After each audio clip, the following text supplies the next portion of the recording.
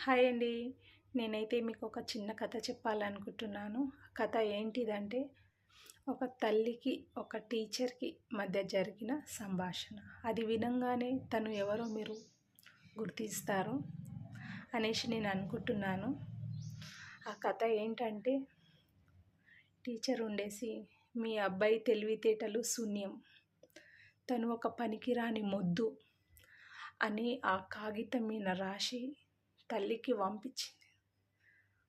తల్లి అది చదివిన తల్లి, మా అబ్బాయికి అర్థం చేసుకునే శక్తి మీకు లేదు, తన తెలివితేటలు అర్థం చేసుకునే స్థాయి మీకు లేదని నాకు అర్థమైంది అని ఆ తల్లి రిటర్న్ అదే పేపర్ మీద రాసి టీచర్కి పంపించింది. చూడండి, తమ పిల్లలలో ఏ టాలెంట్ ఉందో తల్లిదండ్రులు ఇట్టే క్యాచ్ చేస్తారు.